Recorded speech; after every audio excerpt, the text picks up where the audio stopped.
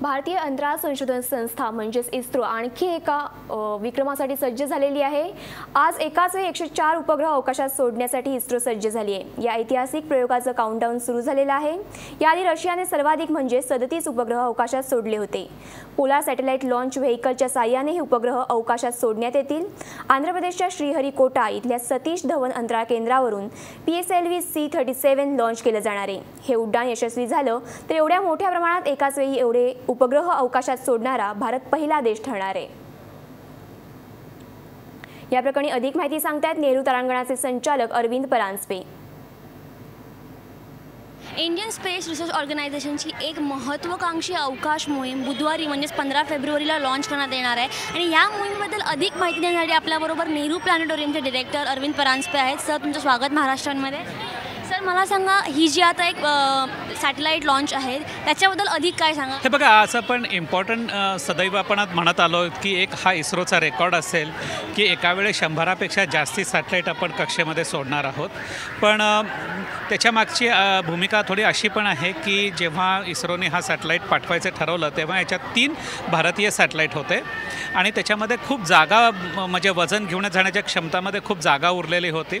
तर तेव्हा ह्यांनी इतर देशांचे पण सॅटेलाइट मागवले आणि हे सॅटेलाइट आपण ते एका ठराविक उंचीवरनं एकामागोमाग एक सोडणार आहोत। अजून एक माहिती होती की आपण युजली एक अमेरिकन GPS सिस्टम जी आहे ती वापरतो, पण ह्यावेळी आपण आपली इंडिपेंडेंट इंडियन नॅव्हिगेशन सिस्टम वापरणार, तर त्याच्याबद्दल अधिक काय सांगाल। बघा, असं आहे की जेव्हा मोदी पंतप्रधान झाले तेव्हा त्यांनीच एक जाहीर केलं होतं की सार्क देशांसाठी पण आम्ही सॅटेलाइट पाठवू। तर एक ज्याला आपल्या देशाची ॲटॉनॉमी म्हणतो की स्वायत्तता म्हणतो ती घेण्याच्या दृष्टिकोनातनं हा प्रयत्न आहे। ह्याच्यापूर्वी पण जे कार्टोसॅट आहेत म्हणजे जे नकाशांसाठी जे सॅटेलाइट्स आहेत ते पाठवण्यात आलेले होते आणि आता हे लोक हा जो एक GPS की जो संपूर्ण तंत्र आपण अमेरिकेच्या GPS सॅटेलाइटचा वापरतो, तर अशाच पद्धतीचे सॅटेलाइटसुद्धा आता भारतातनं टाकत आहेत। म्हणजे मग आपल्या देशाचे आपले सॅटेलाइट वापरून आपल्याला आपल्या जागेची निश्चिती करणं हे शक्य होऊ शकेल। म्हणजे याचं एक छोटं तुम्हाला उदाहरण म्हणून सांगायचं तर की आज मी सकाळी पुण्याहून मुंबईला आलो शिवनेरीनी। आता शिवनेरीसारख्या बसेसमध्ये किंवा आपण जे प्रायव्हेट कारचे आहेत की ते तुम्ही त्यांचे पैसे भरता, तुम्हाला तुमच्या नकाशावरती कळतं ती कार कुठे आहे। तर ही जी पद्धत जी आहे की पोझिशनिंग सिस्टीम पृथ्वीवरती आपली कुठे, त्याच्या दृष्टिकोनातून याचा खूप चांगला उपयोग होणार आहे।